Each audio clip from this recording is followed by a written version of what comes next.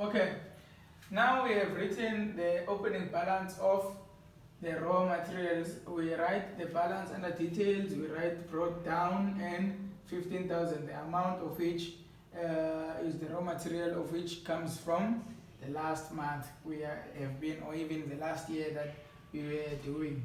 Okay, now we go to the work in progress. The work in progress opening balance is 12,000. So you come here and write 12,000. It's the date of which is 1 January, the balance, and you write brought down here so to show that it comes from the previous month. So now we go to the finished goods stock account. The finished goods stock account, the balance is 22,000 rand, and it's the same thing. These are the opening balances. So it means when you open up for these accounts, you write firstly the opening balances, all of them. Then now we go to the raw material, to the transactions where you're going to see that we have recorded 180,000 were of goods, or it means raw materials amounting to 180,000 were bought on credit. Okay, now you go here, you write 180,000. These goods were bought on credit. So this initially means that raw materials are increasing on the debit side, of which we have bought credit goods by 180,000. Okay, now we go to consumable stores bought for cash for the factory amounted to 8,000. Now the consumable stores are 8,000. You write it here in the factory overhead cost, because the consumable stores are not directly involved in the production process, of which it goes to the factory overhead cost, of which is 8,000. Okay, fine. We go to salaries and wages amounted to 110,000.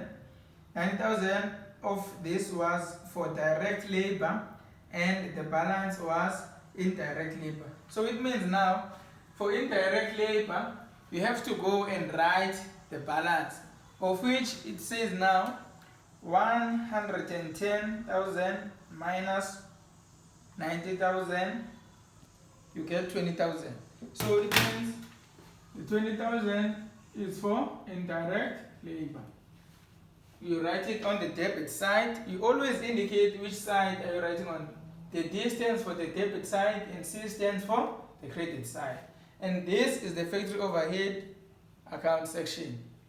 So now we carry on with the other transactions. Factory equipment lease charges amounted to 45,000, of which is factory equipment. It is written there 45,000. You come here and write 45,000.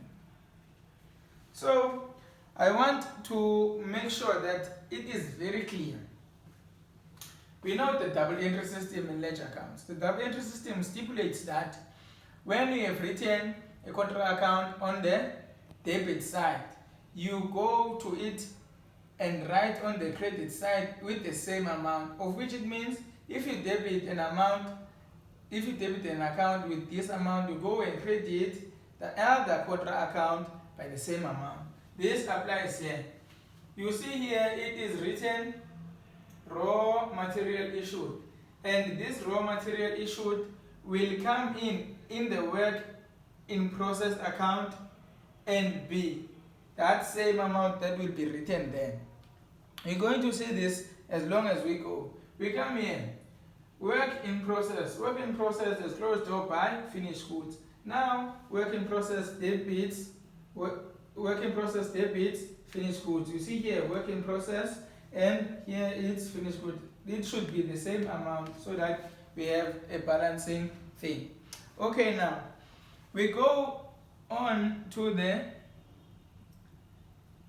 the last part, of which is the closing balance. So now I want an individual learner to come and write here in the board so that our lesson is interactive. No one is sitting down, no one is not doing anything.